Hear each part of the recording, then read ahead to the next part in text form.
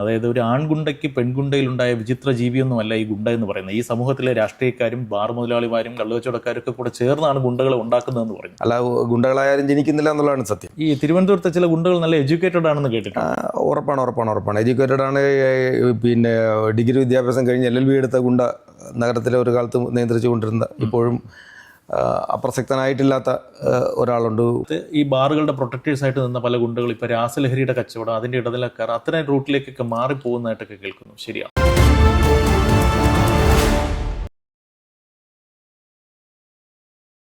നമസ്കാരം. പൊതുസമൂഹം പൊതുവെ നെഗറ്റീവ് ഷെയ്ഡിൽ കാണുന്ന ഒരു തൊഴിലിടം ബാറുകൾ. എന്നാൽ ഈ ബാറുകൾക്ക് പുറമേ കാണുന്നതും കേൾക്കുന്നതുമായ നെഗറ്റീവ് ഷെയ്ഡിനപ്പുറം ഒരു ജീവിതമുണ്ട്, അല്ലെങ്കിൽ ഒരു ജീവിത പശ്ചാത്തലമുണ്ട് എന്ന് കഥകളിലൂടെ, അല്ലെങ്കിൽ വരകളിലൂടെ, അല്ലെങ്കിൽ വാക്കുകളിലൂടെ നമ്മളോട് സംവദിച്ച ഒരു എഴുത്തുകാരനാണ് മൈ സ്റ്റോറിയിൽ ഇന്ന് കഥ പറയാൻ നമ്മളോടൊപ്പം ചേരുന്നത്. Shri Prathapan, welcome sir. നമസ്കാരം. താങ്കൾ ബാറുകളെ ഒരു സാംസ്കാരിക കേന്ദ്രമായി തൻ്റെ പുസ്തകത്തിലൂടെ വരച്ചിട്ടു. എന്തായിരുന്നു അതിൻ്റെ ഒരു സാഹചര്യം?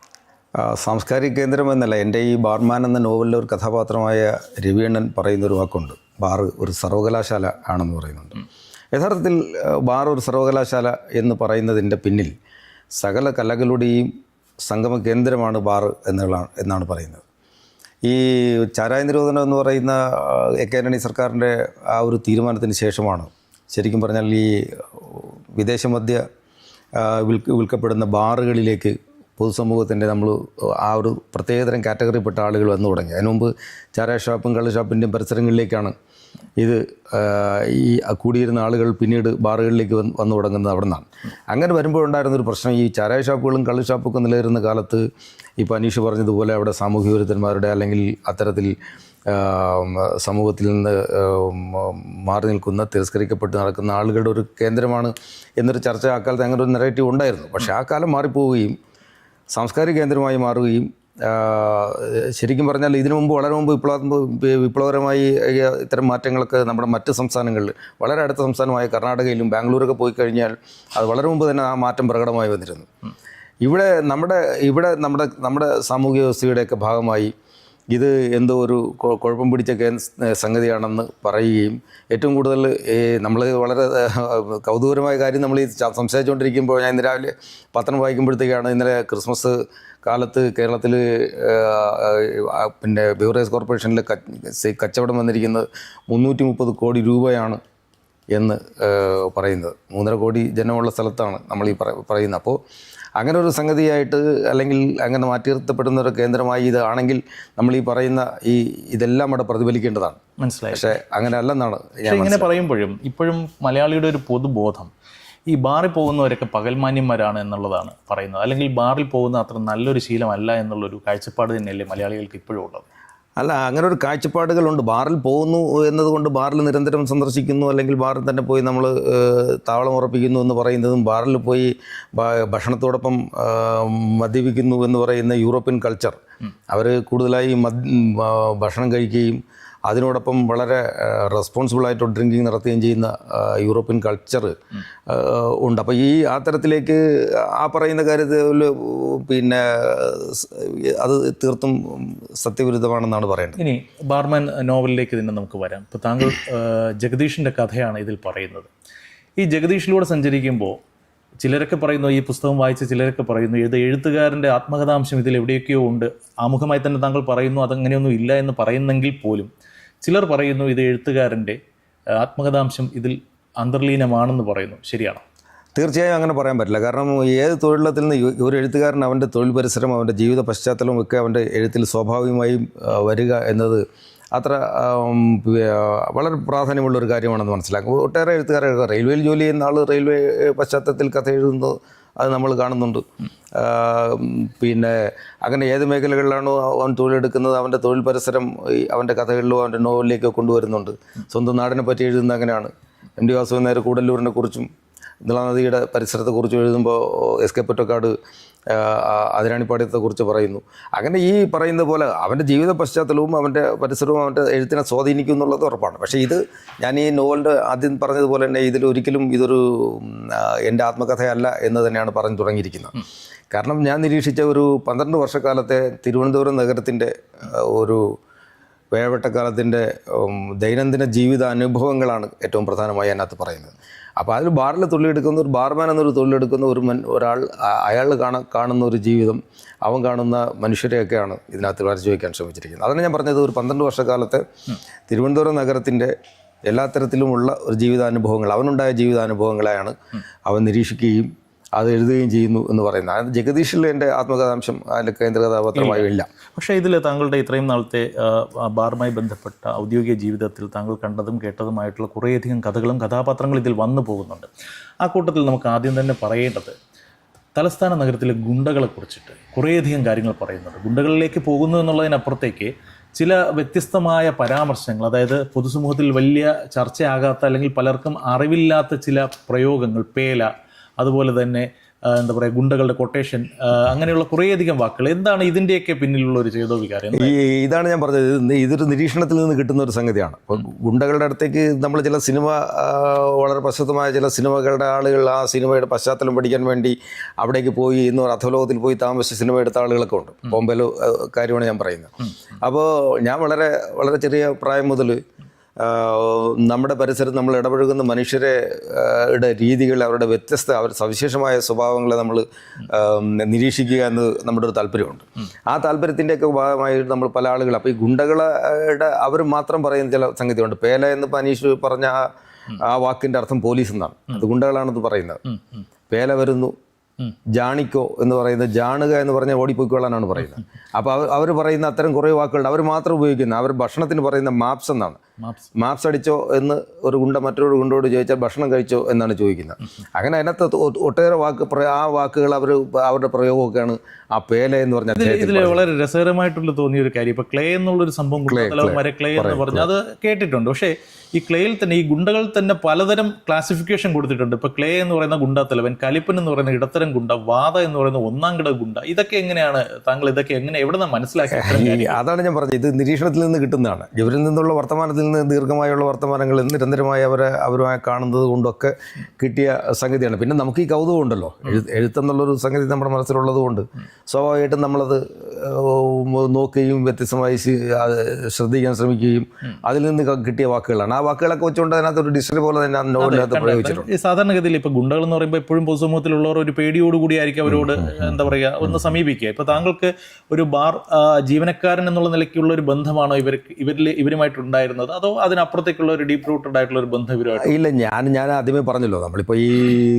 ഇതിൽ പല ആളുകളെയും, എനിക്ക് കുറച്ച് ആഴത്തിൽ സൗഹൃദമുള്ള ആളുകളൊക്കെ പഠനകാലത്ത്, തിരുവനന്തപുരത്ത് പഠനകാലത്ത് ഞാൻ പരിചയപ്പെട്ട ആളുകൾ, അവർ വളരെ യാദൃശ്ചികമായി അല്ലെങ്കിൽ അവരുടെ ജീവിത ചില സാഹചര്യങ്ങൾ കൊണ്ട് നമ്മൾ ഈ പറയുന്ന അധോലോകത്തിലേക്ക് അല്ലെങ്കിൽ അധോലോക സംഘാംഗമാവുകയും അല്ലെങ്കിൽ എൻ്റെ തലവനായൊക്കെ മാറുകയും ചെയ്ത ആളുകളുണ്ട്. പക്ഷേ എനിക്ക് അടുത്ത് പരിചയമുള്ള ഈ പറയുന്ന ആളുകളെല്ലാം നല്ല വിദ്യാസമ്പന്നരായ ആളുകളാണ്. അവർ ആ തരത്തിൽ നമ്മൾ ഈ പറയുന്ന അതിനകത്ത് നമ്മൾ ക്ലാസിഫൈ ചെയ്തിട്ടുള്ള പോലെ ഉള്ള ആ സംഗതികളിലേക്ക്, വാതയെന്നും ക്ലയെന്നും കലിപ്പനും എന്നൊക്കെ പറയുന്ന ഒരു സംഗതികളിലേക്കൊന്നും അല്ലാത്ത തരത്തിലേക്ക് നന്നായി വിദ്യാഭ്യാസം ചെയ്ത, സമൂഹത്തിൽ അത്യാവശ്യം നല്ല തൊഴിലൊക്കെ കിട്ടി, പിന്നീട് ജീവിതത്തിൻ്റെ എവിടെയോ ഉണ്ടാകുന്ന ഗുണ്ടകളായി മാറുന്ന മനുഷ്യരെ കുറിച്ചെല്ലാം നമ്മൾ അന്വേഷിക്കുമ്പോൾ അവരുടെയൊക്കെ ജീവിതത്തിൽ അത്തരത്തിൽ എന്തെങ്കിലും അല്ല ഗുണ്ടകളായാലും ജനിക്കുന്നില്ല എന്നുള്ളതാണ് സത്യം. ഈ തിരുവനന്തപുരത്തെ ചില ഗുണ്ടകൾ നല്ല എഡ്യൂക്കേറ്റഡ് ആണെന്ന് കേട്ടിട്ടുണ്ട്. ഉറപ്പാണ് എഡ്യൂക്കേറ്റഡ് ആണ്. ഡിഗ്രി വിദ്യാഭ്യാസം കഴിഞ്ഞ് LLB എടുത്ത ഗുണ്ട നഗരത്തിലെ ഒരു കാലത്ത് നിയന്ത്രിച്ചു കൊണ്ടിരുന്ന, ഇപ്പോഴും അപ്രസക്തനായിട്ടില്ലാത്ത ഒരാളുണ്ട്. മറ്റൊരാൾ ഗംഭീരമായി വളരെ ഉന്നത മാർക്ക് വാങ്ങി അദ്ദേഹത്തിൻ്റെ +2 വിദ്യാഭ്യാസം കഴിഞ്ഞിട്ട് ഫാഷൻ ഡിസൈനിങ് ഒക്കെ പഠിച്ച വേറൊരു ഗുണ്ടയുണ്ട്. വേറെ 3-4 കൊലക്കേസുകളൊക്കെ ചെയ്തിട്ടുള്ള ഒരാൾ, അയാൾ ഹൈലി എഡ്യൂക്കേറ്റഡായ ഒരാളാണ്. അയാളുടെ ജീവിത പശ്ചാത്തലം തന്നെ വളരെ ഉന്നത സംഗതിയിലാണ്. അയാൾ 4ഓളം കൊലക്കേസിൽ പ്രതിയായ ഒരു ചെറുപ്പക്കാരനുണ്ട്. അയാൾ ജീവപര്യന്തം ശിക്ഷ അനുഭവം. അങ്ങനെ ഒട്ടനവധി ആളുകൾ. ഇവരുമായിട്ടൊക്കെ വ്യക്തിബന്ധം ഉണ്ടോ താങ്കൾക്ക്? വ്യക്തിബന്ധം അങ്ങനെ സാധ്യമല്ല. നമുക്ക് സൗഹൃദം ഒഫീഷ്യലി അല്ലെങ്കിൽ കാണുമ്പോഴുണ്ടാകുന്ന ബന്ധത്തിനപ്പുറത്തേക്ക് നമ്മൾ ആഴത്തിലുള്ള ഒരു വ്യക്തിബന്ധം ഇവരുമായിട്ട് സാധ്യമാകുമെന്ന് എനിക്ക് തോന്നുന്നില്ല. ആ ബന്ധങ്ങൾ എന്തായാലും ഒരു വിപ്ലവമായിട്ടായാലും ആ ബന്ധങ്ങൾ ഈ പുസ്തകം എഴുതാൻ താങ്കളെ സഹായിച്ചിട്ടുണ്ട്. തീർച്ചയായിട്ടും. ഞാൻ കണ്ടതും കേട്ടതുമായ കുറേയേറെ സിനിമകളാവട്ടെ, നോവലാവട്ടെ, ഈ അടുത്ത കാലത്ത് വന്ന ചില സിനിമകളിലൊക്കെ പേരുകളൊന്നും ഞാൻ പറയുന്നില്ല, പത്രപ്രവർത്തകനായ ചില തിരക്കഥാകൃത്തുകളൊക്കെ എഴുതിയ ഒരു പത്രപ്രവർത്തനത്തിൻ്റെ ആ കാലത്ത് ഇവർ ചില സ്ഥലങ്ങളിൽ നിന്നൊക്കെ കിട്ടിയ വാർത്ത എഴുത്തിൻ്റെ ഭാഗമായി കിട്ടുന്ന സംഗതികളൊക്കെ വെച്ചുകൊണ്ട് അത് ഞാൻ മനസ്സിലാക്കുന്നത് അത് എവിടെയോ എത്താത്ത തരത്തിലുള്ള അവർക്ക് തന്നെ ആഴത്തിലേക്ക് കടക്കാനേ പറ്റിയിട്ടില്ല. കാരണം അത് നമ്മൾ മനസ്സിലാക്കുന്ന ഒരു സംഗതിയാണ്. അപ്പോൾ ആ സിനിമകളൊക്കെ വന്നിട്ടും അത്ര ആഴത്തിലേക്ക് ഈ സംഗതിയൊന്നും പറഞ്ഞു പോയതായിട്ട് എനിക്ക് തോന്നിയിട്ടില്ല. കൊച്ചിയിലൊക്കെ ചില കാര്യങ്ങൾ മാത്രമേ രാജീവ് രൂപ പോലുള്ള ചില ആളുകൾ ആ സിനിമ ചെയ്തുവെങ്കിലും. ഇപ്പോൾ താങ്കൾ സിനിമയുടെ കാര്യം പറഞ്ഞതുകൊണ്ട് തന്നെ ചോദിക്കുകയാണ്. ഇപ്പോൾ ഈ കുറച്ചാൾ മുന്നേ ഇറങ്ങിയ ഒരു സിനിമയിലെ ഒരു ഡയലോഗാണ് എൻ്റെ മനസ്സിലേക്ക് വരുന്നത്. അതായത് ഒരു ആൺഗുണ്ടയ്ക്ക് പെൺഗുണ്ടയിലുണ്ടായ വിചിത്ര ജീവിയൊന്നുമല്ല ഈ ഗുണ്ട എന്ന് പറയുന്നത്. ഈ സമൂഹത്തിലെ രാഷ്ട്രീയക്കാരും ബാർ മുതലാളിമാരും കള്ളുകച്ചവടക്കാരൊക്കെ കൂടെ ചേർന്നാണ് ഗുണ്ടകളെ ഉണ്ടാക്കുന്നതെന്ന് പറഞ്ഞു. അപ്പോൾ താങ്കൾ ഈ ബാറിൻ്റെ ഭാഗമായിട്ട് വർഷങ്ങളായി ജോലി എടുക്കുന്ന ഒരാളാണ്. ശരിയാണോ ഈ ബാറുകാർ തന്നെയാണോ ഈ ഗുണ്ടകളേക്ക് അങ്ങ് പടച്ചു വിടുന്നത്? ശരിയാണോ? അങ്ങനെ പറയാൻ പറ്റില്ല.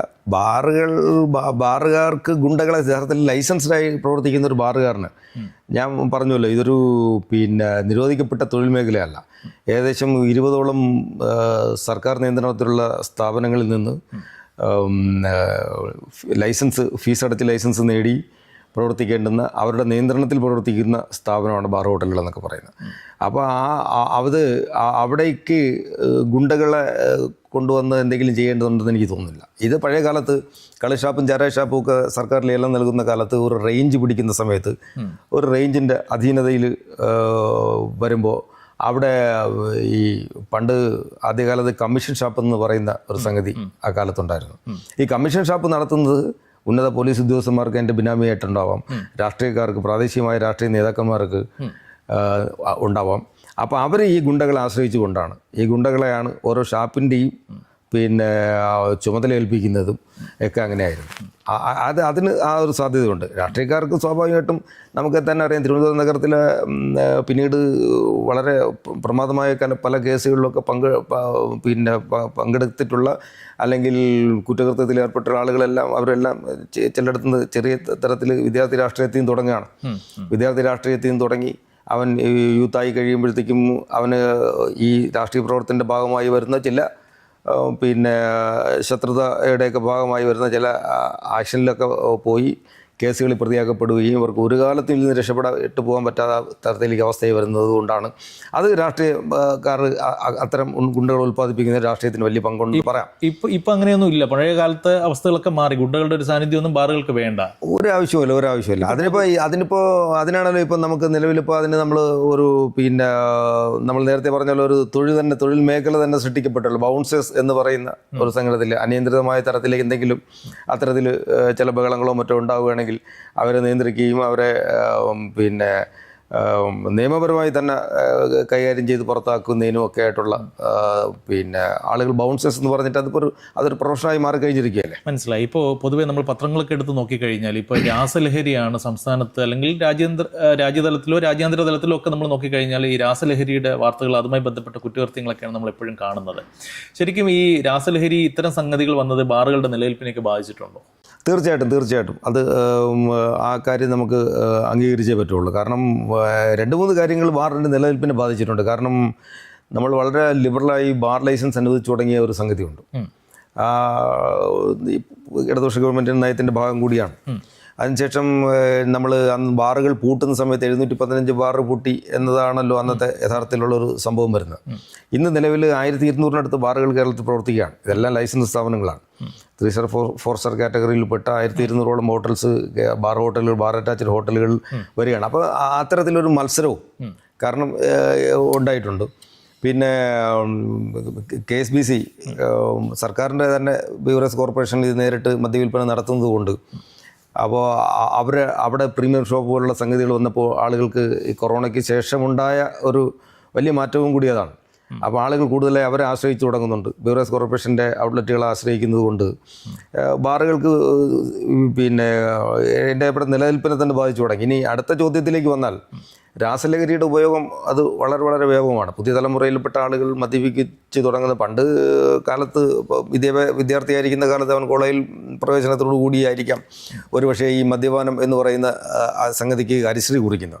പക്ഷേ ആ കാലം ഇപ്പോൾ മാറിപ്പോയി. ഇപ്പോൾ ആളുകളെ സംബന്ധിച്ചിടത്തോളം, പിള്ളേരെ സംബന്ധിച്ചിടത്തോളം രാസലഹരിയാണ്. രാസലഹരി പലതരം ഉണ്ടെന്ന് പറയുന്നത് ഞാൻ ആ രംഗം അത്ര കാര്യമായി നിരീക്ഷിച്ചിട്ടില്ലാത്തതുകൊണ്ട് എനിക്ക് കൃത്യമായത് പറയാൻ പറ്റില്ല. എങ്കിൽ പോലും രാസലഹരിയുടെ വ്യാപകമായതുകൊണ്ട് ഈ തലമുറയിൽപ്പെട്ട പുതിയ ചെറുപ്പക്കാർ ബാറിനകത്തേക്ക് വരുന്ന ഒരു സംഗതിക്ക് വളരെ മാറ്റം ഉണ്ടായിട്ടുണ്ട്. അത് അതിനെ ബിസിനസ്സിനെ കൃത്യമായും ബാധിച്ചിട്ടുണ്ട്. ഇനി ഈ പറയുന്ന രാസലഹരിയുടെ കാര്യത്തിലേക്ക് തന്നെ വന്നു കഴിഞ്ഞാൽ കുറച്ചുകൾ മുന്നേ താങ്കൾ പറഞ്ഞു പണ്ട് ഈ അബ്കാരി ലേലം പിടി ആ ഒരു കാലഘട്ടത്തിലൊക്കെ ഗുണ്ടകളും ബാറുകളുമായിട്ടൊക്കെ ഒരു ബന്ധമൊക്കെ ഉണ്ടായിരുന്നു. ഇപ്പോൾ അതൊക്കെ മാറി. പക്ഷെ കേൾക്കുന്ന ഒരു കാര്യം, പഴയ കാലത്ത് ഈ ബാറുകളുടെ പ്രൊട്ടക്ടേഴ്സായിട്ട് നിന്ന പല ഗുണ്ടകൾ ഇപ്പോൾ രാസലഹരിയുടെ കച്ചവടം, അതിൻ്റെ ഇടനിലക്കാർ അത്തരം റൂട്ടിലേക്കൊക്കെ മാറിപ്പോകുന്നതായിട്ടൊക്കെ കേൾക്കുന്നു. ശരിയാണ്?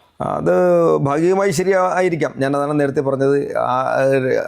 ആ സംഗതിയെക്കുറിച്ച്, ആ ഒരു പ്രത്യേക മേഖലയെക്കുറിച്ച് ഞാൻ കാര്യമായിട്ട്, പക്ഷെ വരുന്ന വാർത്തകൾ നോക്കുമ്പോഴത്തേക്ക് ഇപ്പോൾ എവിടെയും ഒരു നിയന്ത്രണത്തിൻ്റെ, ഒരു നിയന്ത്രിക്കുന്ന ഒരാളിൻ്റെ ആവശ്യം, ഒരു അദൃശ്യ ശക്തിയുടെ ആവശ്യം ഇത്തരം മേഖലകളിലൊക്കെ ഉണ്ടാവും.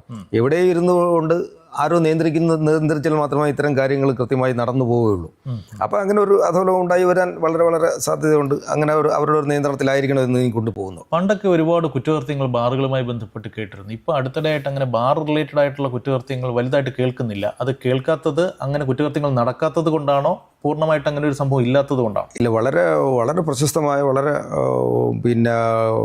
വാർത്തകളിലൊക്കെ ഇടം നേടിയ ഒരു സംഗതിയാണ് തിരുവനന്തപുരം നഗരത്തിലെ ഒരു ബാറിൽ അന്ന് ബോംബ് ഉപേക്ഷിച്ചിട്ട് പോയ ഒരു സംഗതി. കൂടുതൽ വാർത്തകളും വിശേഷങ്ങളും നേരിട്ട് ലഭിക്കാൻ ജനങ്ങളിൽ നിന്ന് ജനങ്ങളിലേക്ക് ജനഭൂമി ന്യൂസ് സബ്സ്ക്രൈബ് ചെയ്യൂ. ബെൽ ബട്ടൺ അമർത്താനും മറക്കരുത്.